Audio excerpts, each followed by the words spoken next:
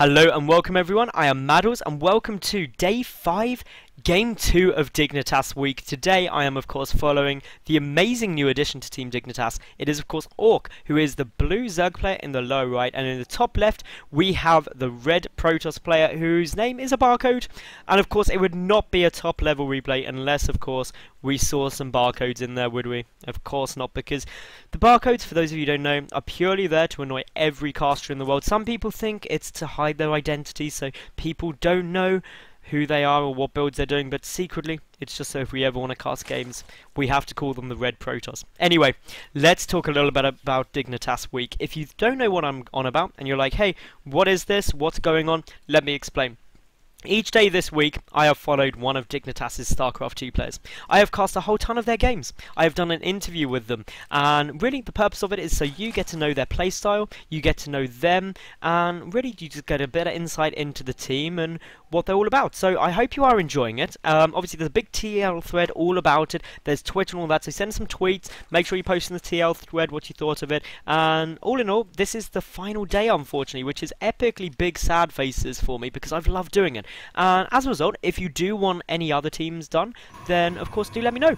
Let me know in Twitter, TL, anything, just send me a message, reply to the post and be like, yeah, do X, Y or Z team, and I will do everything I can to try and do a similar thing for them. But Dignitas have been absolutely amazing this week. They've got me some great games and they've really shown how great their players are. So big up thank you to them. Make sure you follow them on Twitter at Team Dignitas and all of their players. All the links in the TL thread to all the different social medias, etc. Now let's talk a little bit about these openings because they are not what you would expect.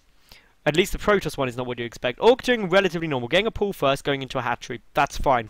But this here, by the red Protoss player, is a very, very peculiar. For a start, it's a Hana. You'd always expect to see a pylon down here, and then usually a Nexus first, or a Forge first. But nope, that's not what he's going for. He's gone for the Gateway, followed up by the double gas, which each have 2 probes in there.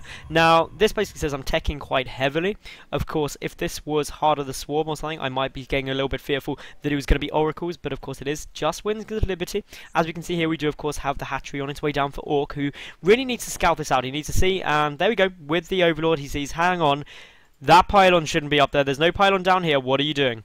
What are you doing? This Overlord should really just come in here now and just be like, I need to see, I need to know precisely what is going on, because of course the gas count is what you need to see. But while we wait to really find out what the red Protoss player is planning, let's talk a little bit about Ourk. Of course, joined Dignitas, as I said, in Game 1 in December 2012, so literally only a few weeks ago, and yeah, he came from Team Infused, who he was with for quite a while. Previous to Team Infused, he was within 4 Kings. He joined those. It was his first team back in September 2011. So he's been around, obviously, the pro circuit for a long, long time. He first started playing StarCraft 2 in the beta and has been doing really solidly ever since. I mean, some of his best tournament results have been, for example, the fact that he did qualify for an IEM UK. He also got 4th in WCS UK, actually going 2-1 against the Muslim, who is arguably one of the best players in the UK scene, full stop.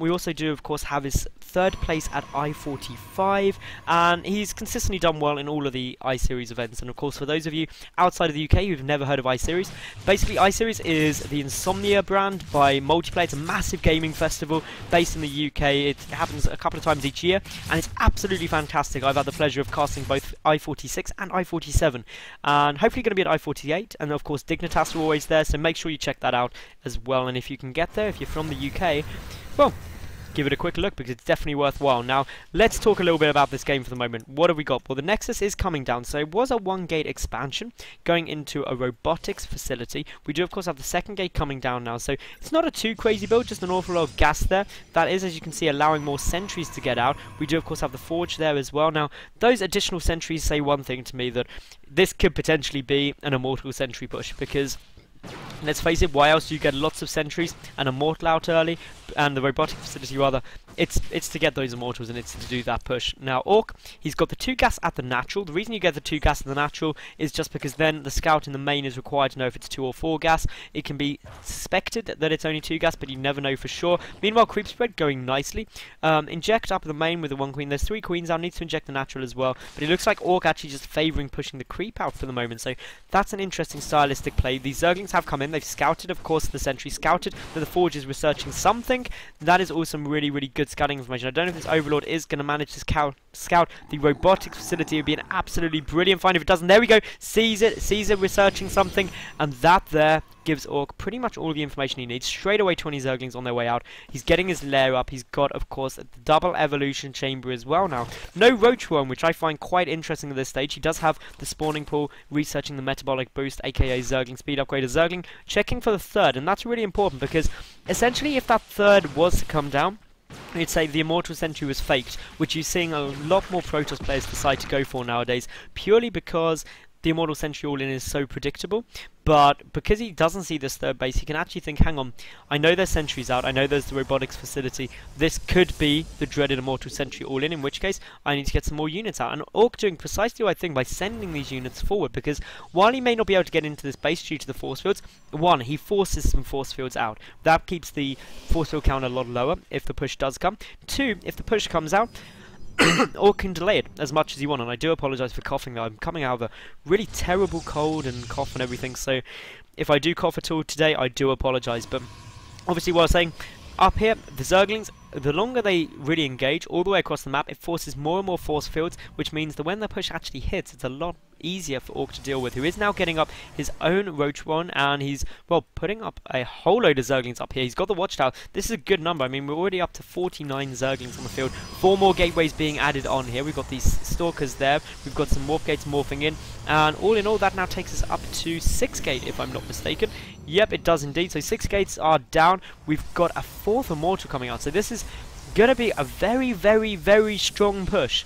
The downside is it's going to be a very, very, very late push as well. We're already up to the 9-minute 30 mark. Ourk taking his third base, which has been delayed quite heavily actually.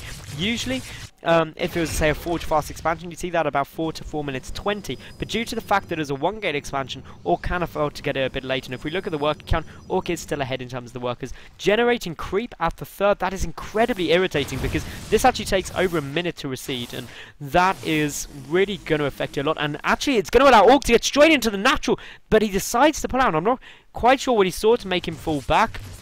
It's nothing going on in his main. It looks like he's just deciding not to go for it. And of course, that's going to panic this red Protoss player right now. Because it was, hey, I nearly exposed myself pretty badly. The War Prism coming across though. The Zerglings are going to be able to try and surround. But Force Fields get down just in time. 1 sentry falls though. And getting a sentry for a handful of Zerglings is not a bad engagement. Because obviously those Zerglings are very, very quick to get back out. It reduces the number of Force Fields. And some of those sentries have been out for an awfully long time. And as a result means that, hey, we are not going to be able to force field as heavily as we might like. And Ourk here just wants to deny this third base as long as possible. And he's doing a fantastic job of it. Regenerating the creep. The rocks are getting taken down. The downside to that, of course, is that these pylons are forced to create the full wall off. We do have the +1 Protoss ground armor. And yet again, this creep spread is just going to be so frustrating for the red Protoss player, who's now getting up the robotics bay. Also getting up the Twilight Council, so really everything coming out. Another Immortal is there, but Ourk, he's got such a huge numbers of units right now. This Queen has got the toughest job ever in StarCraft. He's trying to single-handedly take down the rocks with it, and that is going to take an awfully long time. This War Prism just chilling, just being like, hey, I'm a War Prism. Guess what, Roaches? You cannot shoot up, and indeed they can't. That is always bad news for the Roaches. Meanwhile, Macro Hatch on the way down. Roach Speed halfway done as well. In terms of the upgrades, 1-1 melee upgrades have been done, but nothing else. Looking round, what else do we have? Well, more pylons are on the... No, photon cannons, actually. God, don't get it wrong there. Look at the production tab, Madals. And, well, the photon cannons have been scouted. I don't know if perhaps the Protoss players are a bit worried about Mutalisks. That's a possibility. Because if we look at the scouting information, or the vision, rather, for the red Protoss, very little is known. Only just now seeing that, hang on, yep, the third base is down, sees the gas getting taken.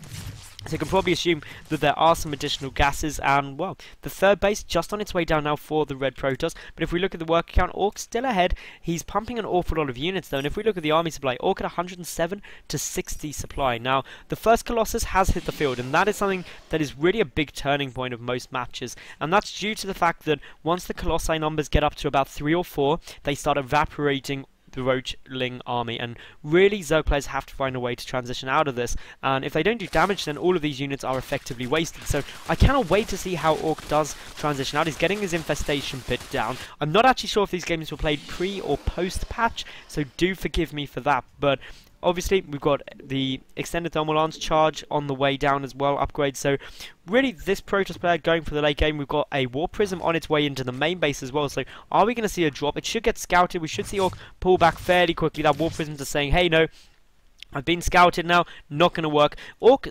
spreading creep around to the edge of his base, which is really, really effective actually in giving him some good scouting information. This Overseer just coming in, taking a look, sees, hang on, this base just finishing up, no drone, no probes transferred yet, so we're all good.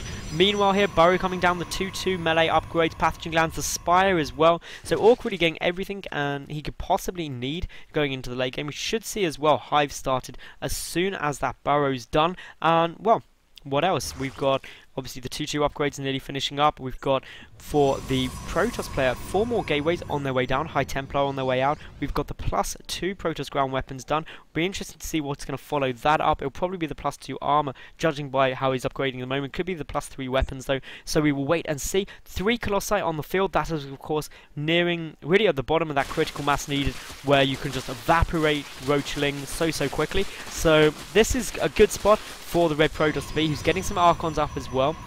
Judging by the tech path, needs to start thinking, hang on, we're getting past the kind of 15-minute mark. Broodlord tech is probably already in the running. I mean, we got the Spire. Hive can get started fairly soon, so at about 80 minutes, we could potentially see Broodlords, and at which point you need to be having that mothership out, the Archons out for the Archon toilet. Obviously, those who don't know what that is, it's really where you just chuck down a Vortex, shove in all of your Archons, and then the splash damage does air splash damage rather, knocks out all of those Broodlords very quickly. Now Ourk here, he's trying to get a good surround engagement because he doesn't want to engage this army basically head on, because the Colossi will just deal way too much damage, and Ourk instead wanting to just run around the edges as best he can, trying to get the Protoss army out of position so he's able to get a nice surround and deal a good amount of damage. He's going to be able to pick off a Zealot pretty much for free there. We do have +3 Protoss ground weapons on the way. 2-2 is done though. We've got Warpin as well coming down in the main base. The Spire is getting focused, and if that goes down, that would be quite a big loss, and it looks like it is almost certainly going to fall because Ourk doesn't have his units going straight there. Losing that Spire is pretty damn huge at the moment. Does get a couple of Corruptors out though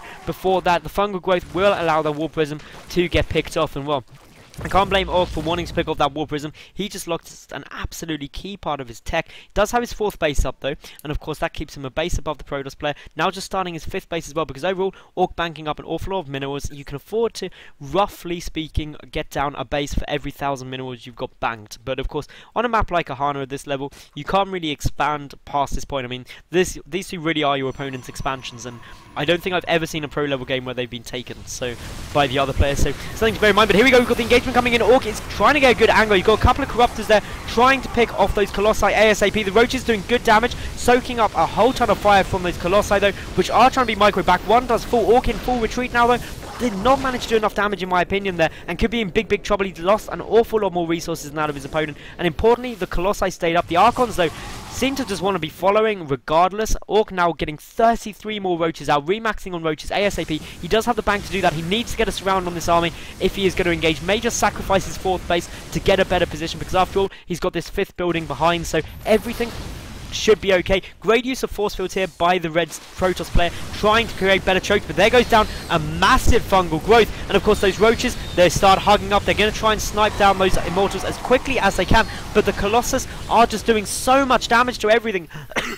Ourk losing so much, and that cough at the worst possible time, but well, as you can see, Ourk is in absolutely huge trouble now. He is getting 26 more Roaches out the back here, and the Protoss army really is down to the last little bits, but the problem is the Colossi are still out, the Immortals are still out, and a lot of Archons are still out. That is the real big power units, and to be honest, I wouldn't be surprised to see this red Protoss player pull back and tactically retreat, because he's really chucked down Ourk back to 2 bases, and why take the risk when you know you're so far economically ahead now? But of course Ourk is going to pursue. He's doing good damage. This Protoss army is slowly losing everything, but these Colossi getting so many kills, 28 kills and 17 kills. Ourk does not have the mass of units though. He needs to chase this army down, so that is the only real downside. Of course, behind this, more Archons getting morphed in. We do, of course, have this what is now a third base for Ourk up and running though, so that's not too bad. He's going to try and run some units in, try and do some damage to this third of the red Protoss player, but as you can see, he has still got just so many units there. This is not fun in the slightest for him, and Ourk, he's going to have to do something really quite special if he wants to try and come back into this map, because if we look at the resources lost, it's 15,000 compared to 8,500 resources lost in favour of the Protoss player, who is now trying to take his fourth base. It may get forced to cancel. It depends on what these units do. There goes down the cancel. But meanwhile, as you can see, we've got a big move out. There is a whole load of Archons there. 12 Archons. And of course, those 2 Colossi, the 2 Immortals, are going to absolutely shred through these roaches. And to be honest, I would be absolutely staggered if Ourk can defend this, because this is just such a deadly push. That third base could easily go down. The fungal growth really as good as Ourk could ever hope for. The attack angle pretty much as good as he could hope for. Forced to pull back further. Some more fungal growths are trying to go down, but I expect to see the GG any second. Ourk supply absolutely plummeting. He does get a burrow, or tries to get a couple of burrows down, but of course it is no good when you're just up against that many Archons. The number of Archons did actually outmatch the number of roaches at one point there, so of course that's never good, and we see Ourk lose game 2, and I think that is something that is always cool to see when a pro player, when you're highlighting them, actually sends you games they lose as well. I think that is just a real good caliber, because of course everyone loses. So anyway guys, if you did enjoy that, that was game 2 of what is going to be actually quite a few. So if you did enjoy, make sure you like the video, subscribe, head over to the TL thread to look at the interview, let me know what you think of Dignitas week, and of course I will see you at game 3 any second. I have been Madals, and of course this was Dignitas week. Thank you very much for watching, and I'll see you at the next game any second.